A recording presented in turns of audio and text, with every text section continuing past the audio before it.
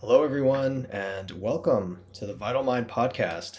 I am your host, Eric Kang, registered psychologist at Vital Mind Psychology.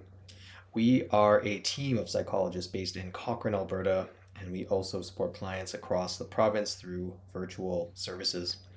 I'm really excited to launch this podcast as another space to explore meaningful psychological topics that come up in our work and in everyday life. These are the kinds of ideas, challenges, and questions that many people wrestle with and that deserve more room for open, thoughtful conversation. This podcast will include two kinds of episodes. Some will be more structured and educational, where I dive into specific topics in psychology, such as what something is, how it tends to show up, and what can help. I believe it would be a shame to hold helpful information and not share it in a way that feels accessible and useful so people can better understand what they may be going through and what support can look like. Other episodes will be more open conversations, interviews, or informal chats with colleagues, other professionals, or people with lived experience. I've learned so much from listening to thoughtful people speak on podcasts, and honestly, these kind of conversations have genuinely shaped both my life and my counseling practice. So I'm looking forward to creating that kind of space here too. Today's episode is the first kind. It's just me exploring a topic that I have a personal connection to: imposter syndrome. Now, I actually had the idea to start this podcast well over a year ago, and one of the biggest reasons it has taken me so long to launch this is in part due to imposter syndrome. There's been a critical voice in my head saying things like, "Who are you to start a podcast? Who's even going to listen? What if you get something wrong? What if it's not good enough?" And on it goes. And even now, part of me asks, how can you talk about imposter syndrome when you still deal with some of it yourself? But I think that's part of the point. Working through imposter syndrome often means doing the thing anyways. It means showing up even when the voice in your head says you're not enough. So, in a way, recording and releasing this episode is my way of facing that voice directly. And maybe that makes me a little more qualified to talk about what actually helps.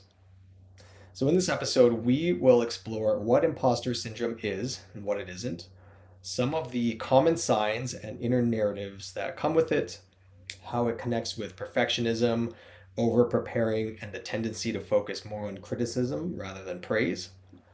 We'll also talk about the impact imposter syndrome can have on your career, your health, and your relationships, as well as the 5 common types of imposter syndrome and how you might relate to more than one. From there, we'll look at where it often comes from, things like childhood dynamics, cultural messages, and workplace environments, and how it can show up in everyday life, whether that's struggling to accept compliments, burning out, or feeling stuck professionally. And finally, we'll get into some practical strategies: building self awareness, reframing unhelpful thoughts, seeking grounded feedback from people you trust, and loosening the grip of perfectionism. So, if this is something you relate to, or if someone in your life struggles with it, I hope this episode helps you feel less alone, understand it more clearly, and walk away with a few tools you can actually use. So, let's get started. So, the first thing I want to do is start with the definition of what imposter syndrome is. But I think I would like to first describe how it looks like. And so, at its core, imposter syndrome is the experience of feeling like you've somehow fooled your way into where you are. Now, this shows up typically in people's careers, it could be at a stage of life, but it's kind of like you've slipped through the cracks, and at some point, somebody is going to notice, hey, you don't actually belong here. But what's important is this: it's not related to a lack of ability. It tends to be related to somebody's trust in their ability. And I think this is an important distinction to make, because in times where people tend to feel imposter syndrome, it's usually that they don't actually lack the ability to do something. It's that they think that they're not doing it well. So if I ended up in NASA somehow, and I was trying to do probably almost any job in that place. I wouldn't have imposter syndrome because I don't think I would actually be qualified to work in NASA. I'm not great at math. I can't do these types of computations. And so I would just be failing spectacularly at that. And now, this would actually be in contrast to a situation where somebody is actually quite competent at something, but they feel perpetually that they are not good at that thing at all. Now, this term was actually first described by psychologist Pauline Clance, who called it the imposter phenomenon, which I actually like a bit better because it captures something that's important. That this isn't who you are, but rather it's something that happens to people. And usually it happens to people who are actually quite capable. So, what does it look like in real life? Well, one piece of it is that success doesn't really tend to register in the same way. So, let's say you achieve something, you do well, you get positive feedback, maybe you hit a milestone, and instead of it settling in, your brain kind of brushes it off. You might say something like, oh, it wasn't that big of a deal, or I just got lucky. They probably overestimated me. So the evidence is there, but it doesn't tend to stick. And another part of this is this quiet underlying fear of being found out. And this is quite a typical narrative of people who are experiencing imposter syndrome, which is that at some point, somebody is going to realize that I actually don't know what I'm doing. And it's not always this loud or dramatic thing. It kind of reverberates in the background, kind of like a hum, like you're getting away with something secretly, even when you're doing your job well, and even when no one is questioning you. And then there's this really interesting pattern in how people tend to explain things to themselves. When something goes well, the explanation tends to be external, something like luck or timing or other people. They tend to minimize their own contributions. But when something goes wrong, that's when it actually turns inward. And people feel like, oh, this is the real me. See, I didn't do a great job in this situation. There's the proof that I'm not as capable as people think. So, what ends up happening is you get this very biased system where successes don't really count for much and failures have a lot of weight and they feel like a form of confirmation. And here's where it gets a bit counterintuitive. So, imposter syndrome doesn't usually show up in people who are completely out of their depth.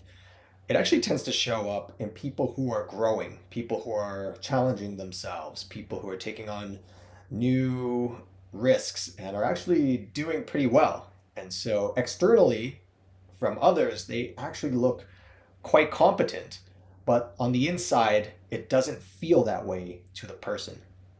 So, this isn't the same as low self esteem, where the belief is more global, like I'm not good enough as a person in many domains. This tends to be more specific. So, I'm not actually good at this, even though it looks like I am. Another thing is, it's not just humility. Humility says, yeah, I did okay. Whereas imposter syndrome says, I shouldn't actually be here at all. And so at the center of this, there's one really core tension. There's the evidence and there's the story. So there's the evidence of what you've actually done, your experience, your results, what other people see. And that's conflicting with the story in the mind that tells you about those things. And when those two things don't match, the story tends to win in imposter syndrome. The way that I would think about this is it's kind of like looking at yourself through a distorted mirror. So when you're in a fun house, it's like you can see yourself in the mirror. The information's there. It's not actually false, but the way that it's refracted back to you and how you perceive it makes it seem like you look different than what is actually there.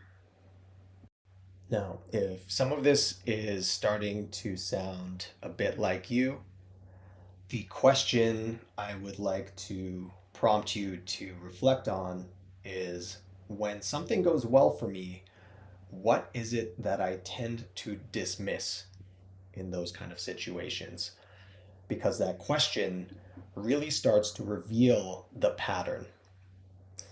And once you see the pattern, you can establish a different relationship with that pattern.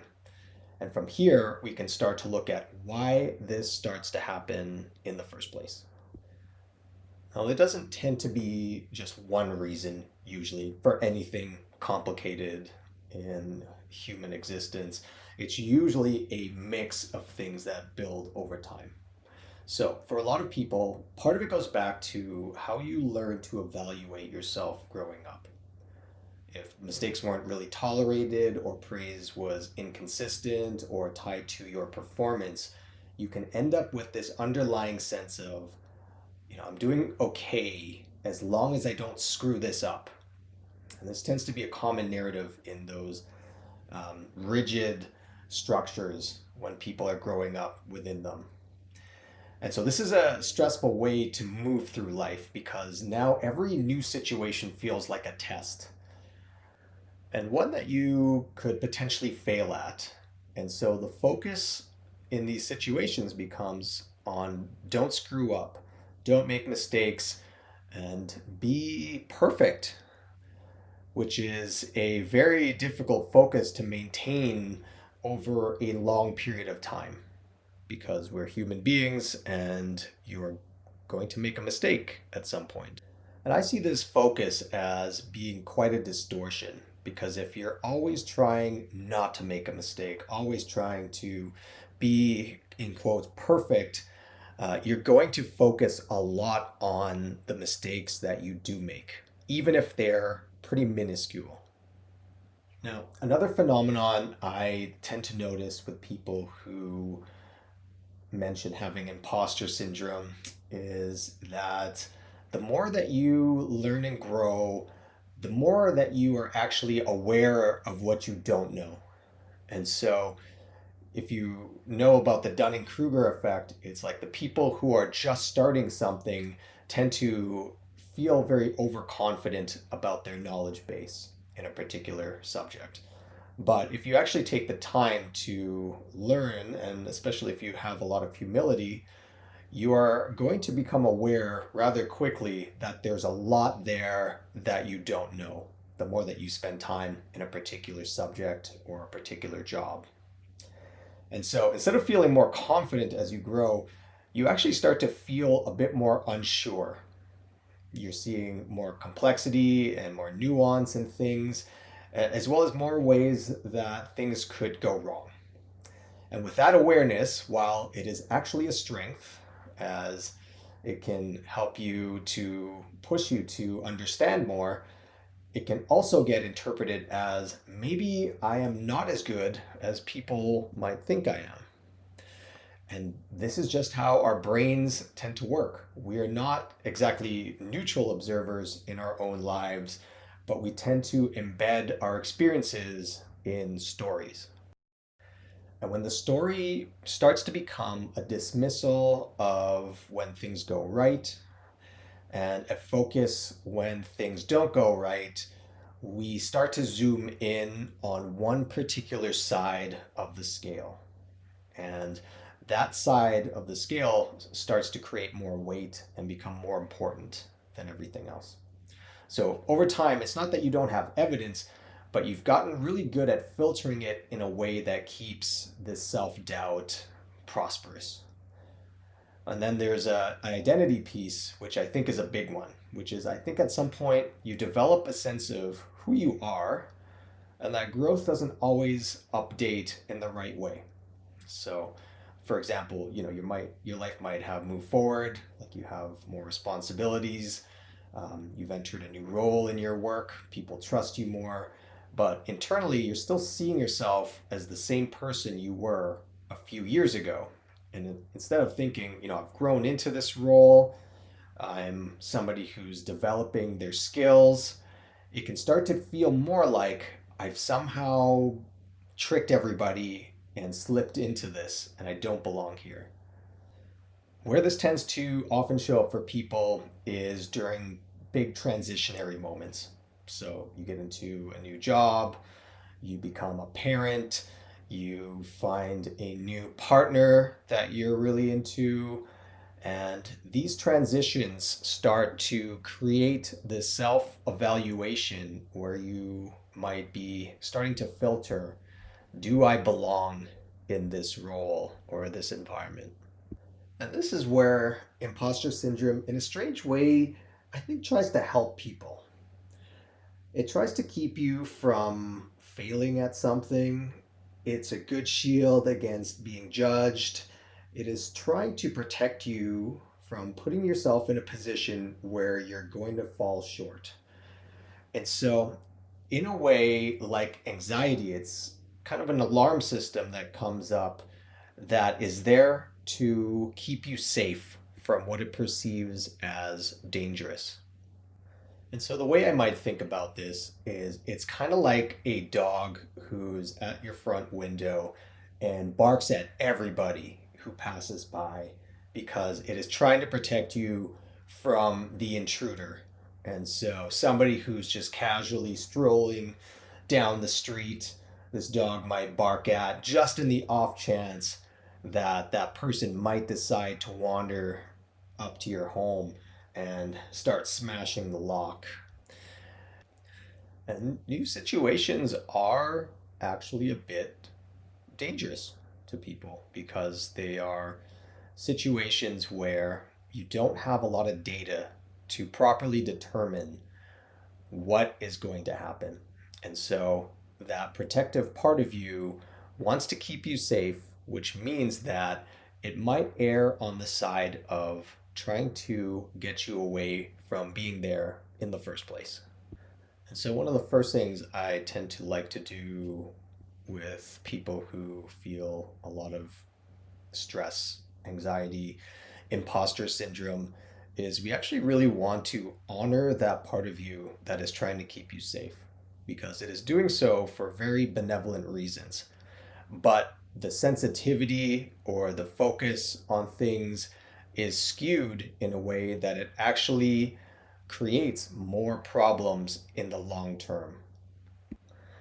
All right, so now that we've talked about what imposter syndrome is and why it tends to show up, I really want to get into how it actually works day to day. Because for most people, this isn't some obvious thing. It's actually quite subtle, it's quick, it shows up in small moments, and sometimes if you don't catch it, it just feels like the truth. So, one of the biggest patterns I see is what I would call the moving goalposts. So, for example, you put in the work, you hit a milestone, something goes well, and instead of that landing, your brain almost immediately adjusts to the standard. And it might say something like, okay, yeah, but now this is what actually counts. And so the problem is that there's never actually a moment when you arrive. You might think, okay, this was great, but I'll actually feel competent when I get the promotion, when I get the call from the VP or something else arbitrary arrives that I've determined is the real time that I've met this goalpost. But then when you achieve that, let's say, you might not be able to settle into that victory, and it may just feel like, okay, well, I don't still feel like I'm ready. It'll actually happen when this happens. And so the standards move again. And what tends to happen is there's this constant feeling of needing to chase this sense of I've done enough without ever quite reaching it. But then you might have a moment where you don't know something or you make a small mistake, and then the thought pops in, see, this is the real me. And that can come on quickly.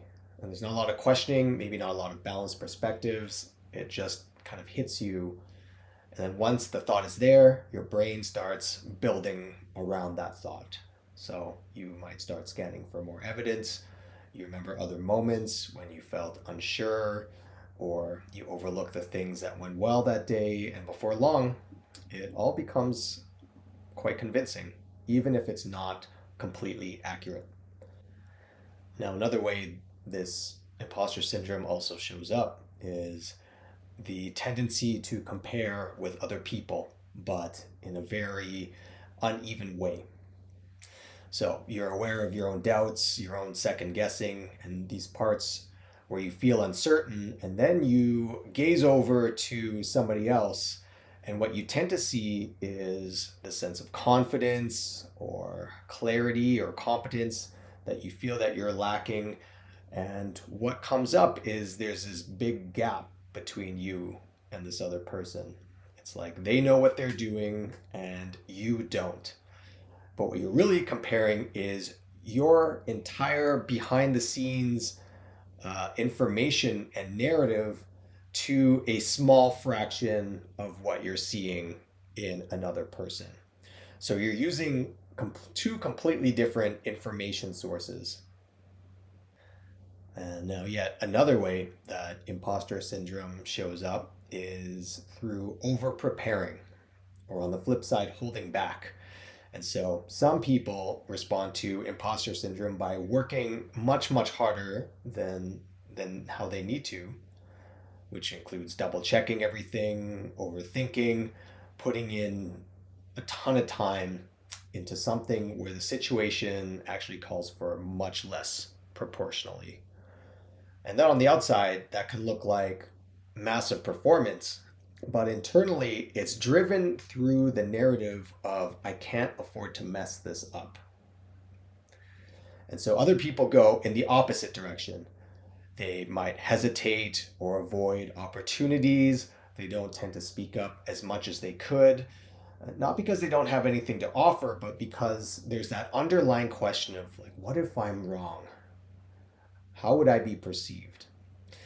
And so either way, imposter feelings start to shape behavior. And then there's another phenomenon that tends to accompany this, which is when things go well, there's often a delay in allowing that new information to settle in. So you might get positive feedback or finish something that you're proud of, and instead of feeling good about it, your mind tends to move on almost immediately, or it picks it apart, finds the elements around that thing that you did that weren't so great and magnifies that, or it starts to minimize the really good bits of it. And so that experience never fully lands. You don't really internalize it in an accurate way. And without that, it's really hard to build a stable sense of self-confidence. And so when we step back and look at all of these pieces together, you've got shifting standards, there's this element of automatic self-doubt, there is a selective attention on what you might focus on, there is an element of uneven comparison with other people, and as well, behaviors that reinforce the entire thing. And this becomes a big loop of what a person might begin to then practice over and over again. Now, I kind of want to talk a little bit about my own experiences with imposter syndrome. But first, I'll just zoom out and say that as a profession, I think for many of us psychologists, we tend to be very prone to experiencing imposter syndrome because we are tasked with providing a lot of guidance and knowledge and direction to people at times. And the obvious question that can arise is, am I really the person that should be giving advice to somebody else? As in, I'm also just a fallible person who makes these mistakes too at times.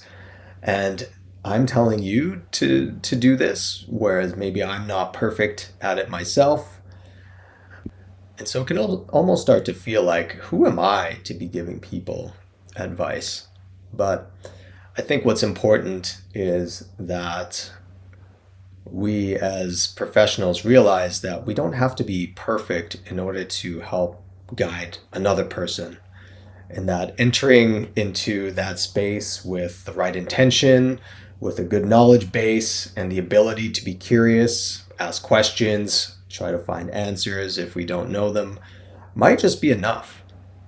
However, this is something that I've had to work through often in my own journey as a psychologist, in that I've had to question my ability in being able to help people through their various issues.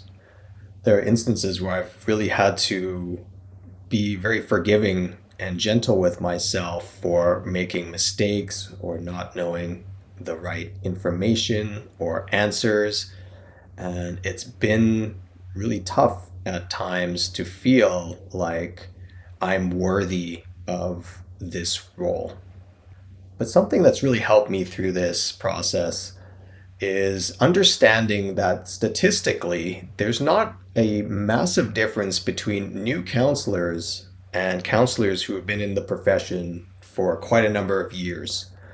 And that the most important element in treatment outcomes is actually a good and strong therapeutic relationship between the counselor and the client. And so I noticed that if I really work on facilitating that, good things tend to happen. The other thing I've had to do is often focus on the people that I know I've truly made a difference in their lives and shifted them on their journeys in a very positive way, as I could, fall into a pit of despair thinking about the people that maybe I haven't been able to help so much, of which that could really draw a lot of my energy. And so I really have to balance that out with the successes that I can recall, and to really find that balance so that I don't tend to hyperfixate on the situations that could really destroy my confidence if I spent too much time overemphasizing them. So I've heard comedians talk about this in the same way, because every comedian at some point is going to bomb. It's inevitable. But what happens after you bomb in stand-up comedy tends to really shape your trajectory in that realm, which is it can either embolden you to want to really work harder, to sharpen your material, to improve your abilities, or it can just destroy you. And I have tried to use my failures in the same way so that I don't become hyper fixated on them, which would really increase my tendency towards having imposter syndrome. Now, this is not an easy thing to do by any means. It requires some pretty constant practice over time, in which you might feel really good and confident for a period of time, and then something can really shift you out of that pattern of confidence, of which you might really have to embark on creating that focus again onto what has gone really well in the past, to remind yourself of those instances so that you don't get sucked down into that portal of despair, of which imposter syndrome can really take you down. So moving on, I want to talk a little bit about the 5 types of imposter syndrome. And this model was created by Valerie Young, who is a expert in the field of imposter syndrome, and she creates these 5 distinguishable types and flavors of imposter syndrome, and you can better determine how this shows up for you, if it does, or the different ways, because it can be more than one way that this shows up. The first type is the perfectionist. So the core belief is around needing to be perfect, otherwise you have failed. And so the perfectionist tends to set unrealistically high standards for himself, tends to fixate on really small mistakes that other people don't tend to notice, and can often feel like a fraud even after objectively doing something very well. And so what's going on here with the perfectionist is self-worth is often tied to outcome, not effort. And anything short of perfect equals this vulnerable exposure of people are going to figure out that I'm a fraud. The second type is called the expert. And the core belief around the expert is that I should know everything before I even start. And so this type shows up in a strong hesitation to act or to speak up before being totally certain. And even then, sometimes there's quite a reluctance to speak up with the odd chance of getting something wrong. So this type often feels like a fraud if they don't know everything about a particular topic. They tend to be the ones that really over prepare or avoid opportunities. And so the belief system underneath this type is that knowledge is legitimacy. And so gaps in knowledge feel like proof, like a person doesn't belong.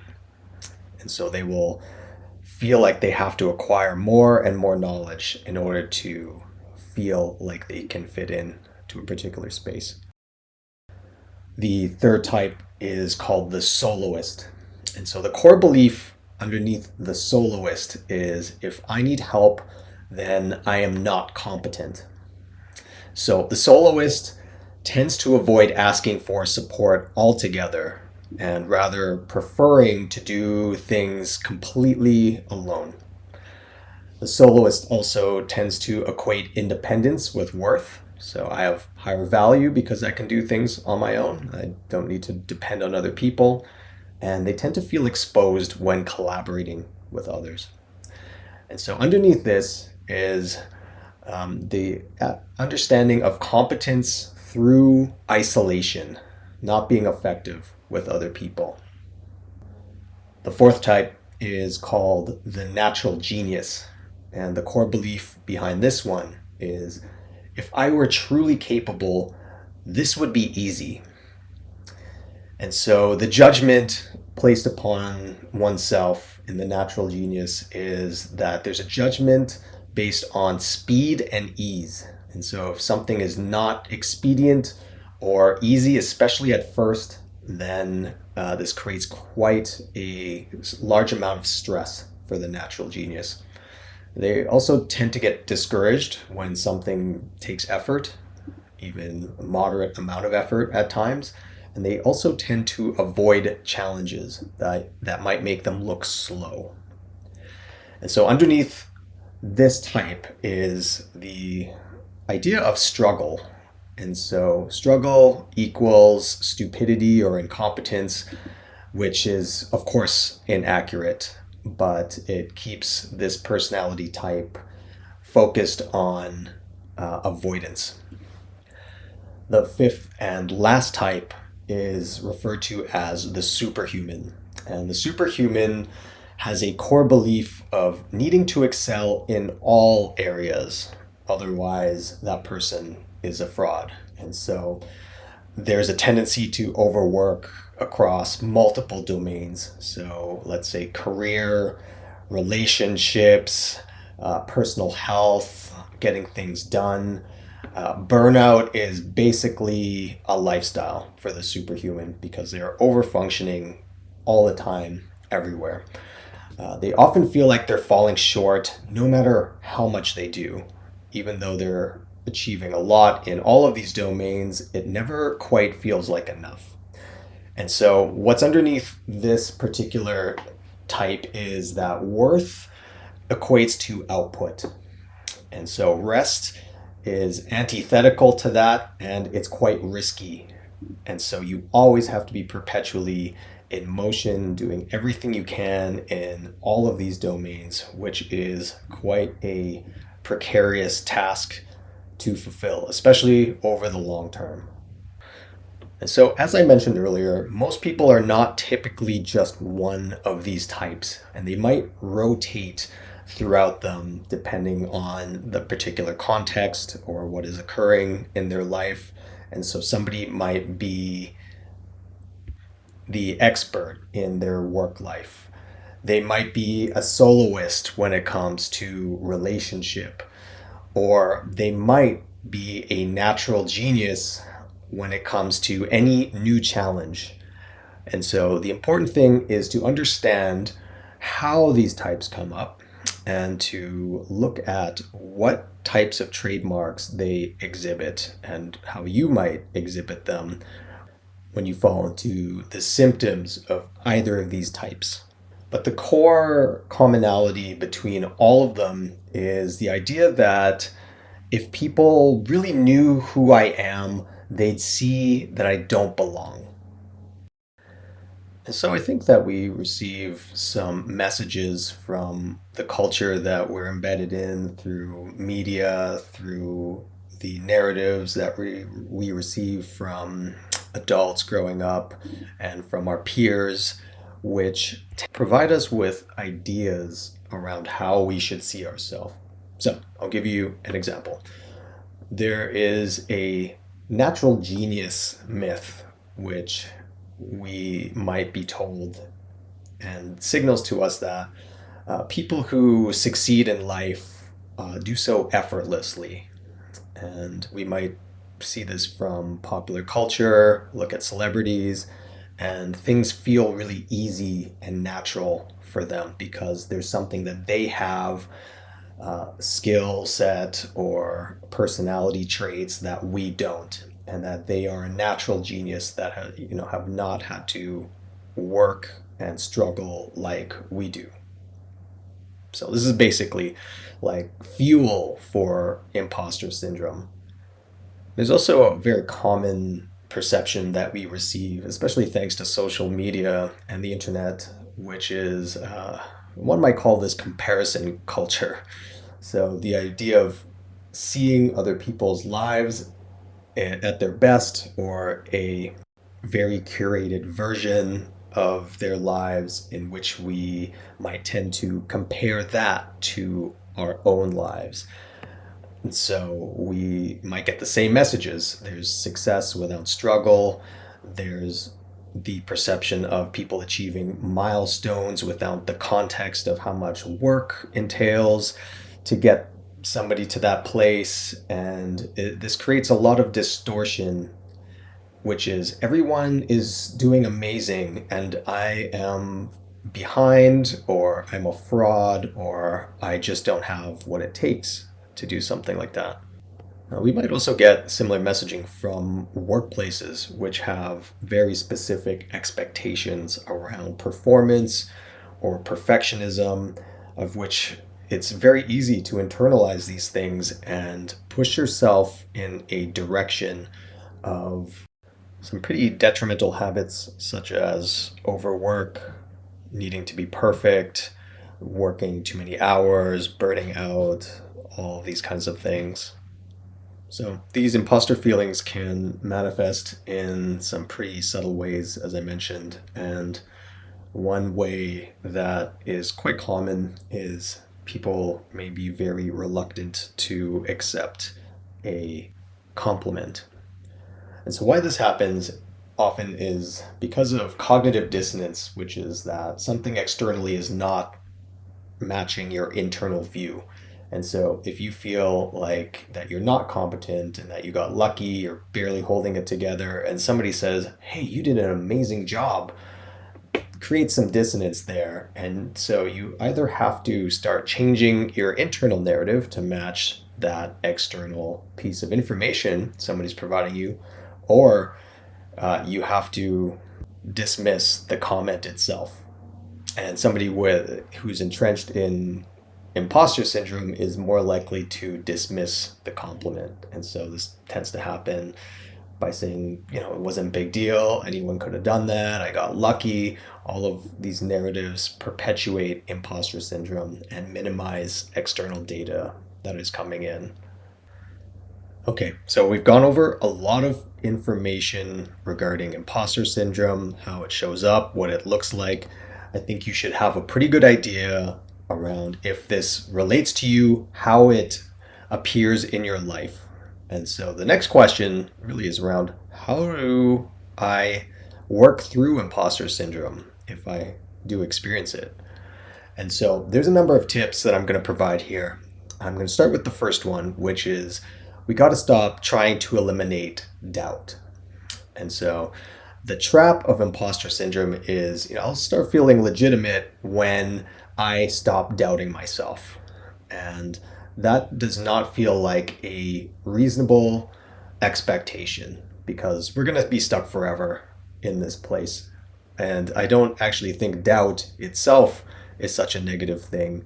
It's probably a good sign that you aren't overconfident because even highly competent people still think, I'm not sure if I can really pull this off. I've heard multiple musicians and actors and celebrities talk about continuing to feel uncertain and nervous even years and years into their careers, such as Adele, Tom Hanks, The Rock. All of these people have been in their craft for a long time and they still mention continuing to feel nervous about what they do. And so we cannot wait for pure confidence to come in order to turn off self doubt. I think we have to embrace self doubt and use it as a force of motivation towards achievement.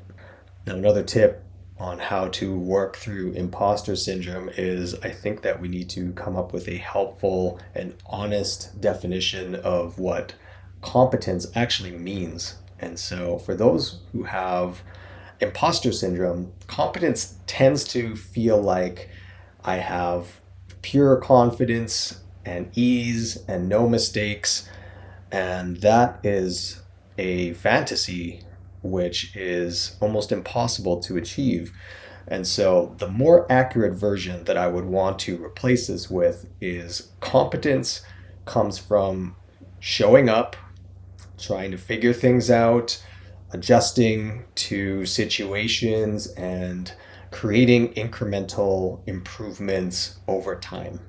And this is a much more realistic framework on how a person can become more competent, of which you have full control over. I honestly think that showing up with a good intention in most places in life is going to get you very far. And so if you can do that without needing to be perfect, you are already on your way to becoming more competent.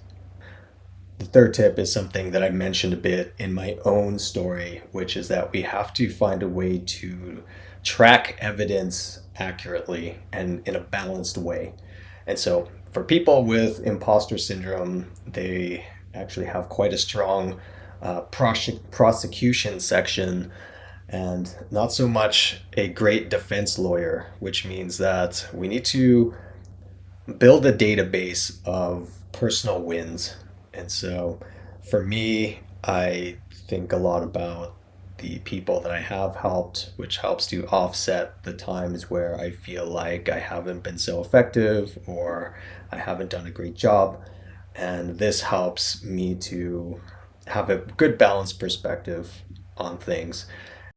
And I think it helps to have this written down somewhere or somewhere immediately accessible where you can access this information, as when you're in the throes of imposter syndrome, it can be difficult to summon back this data to make it available in your mind. And so it helps to have it exist externally somewhere that you can reference.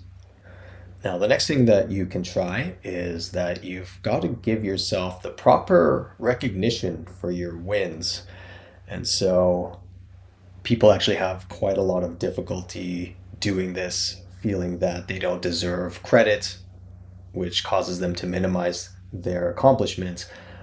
But it's important to be honest with yourself. And so if it counts, if somebody else does it and you would give them words of encouragement, it's important to be able to do this process with yourself as well, because it still counts when you do it.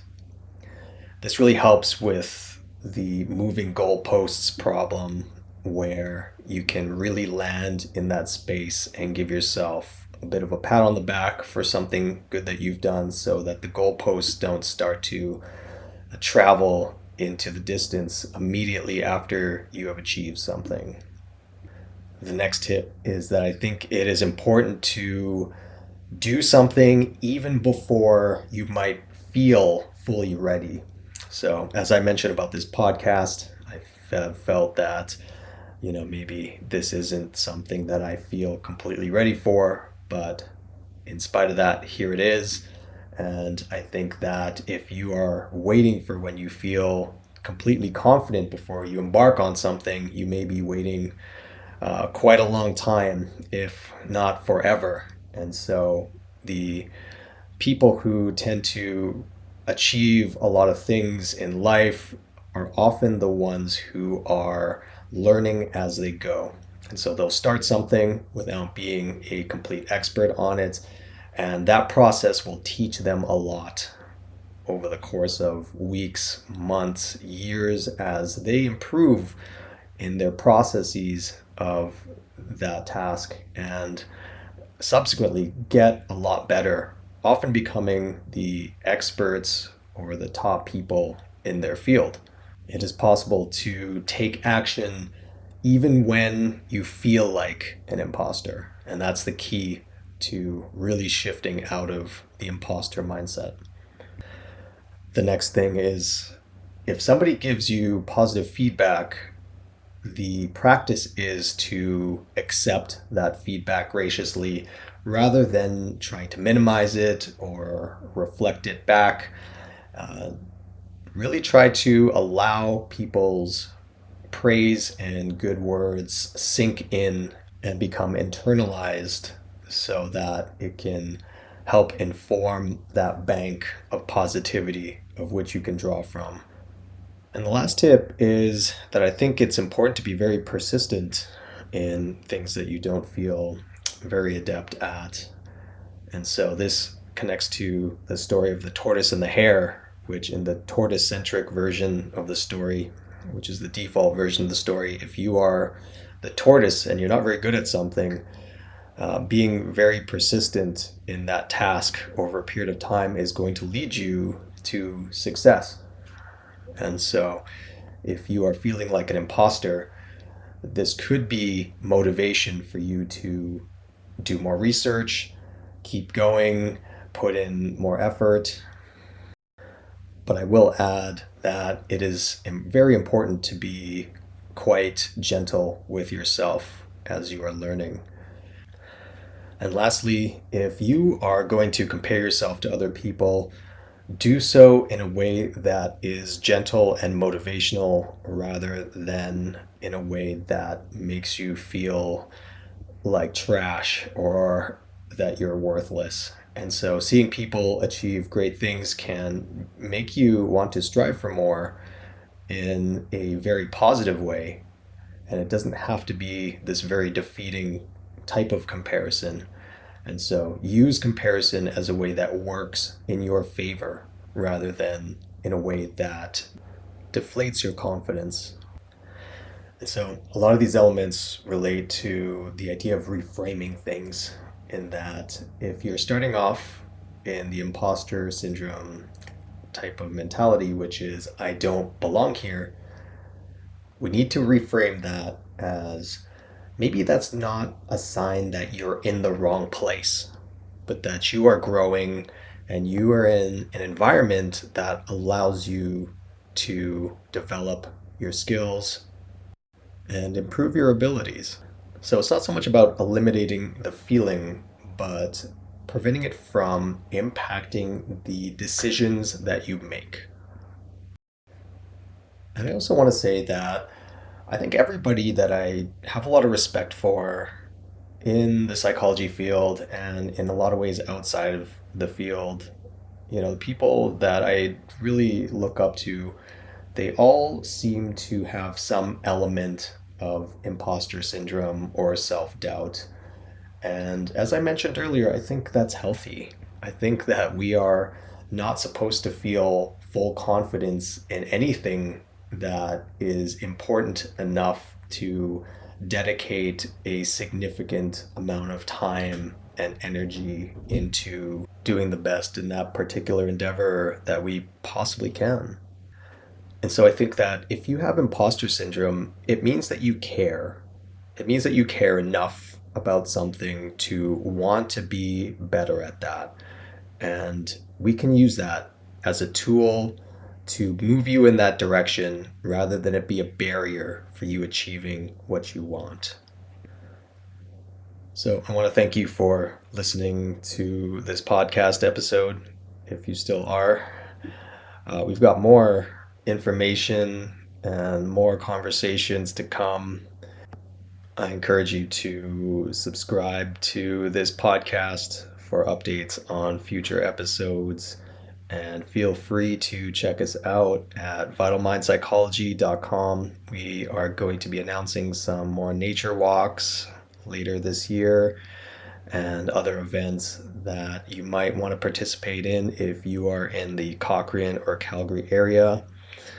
Otherwise, see you next time. Thanks for listening.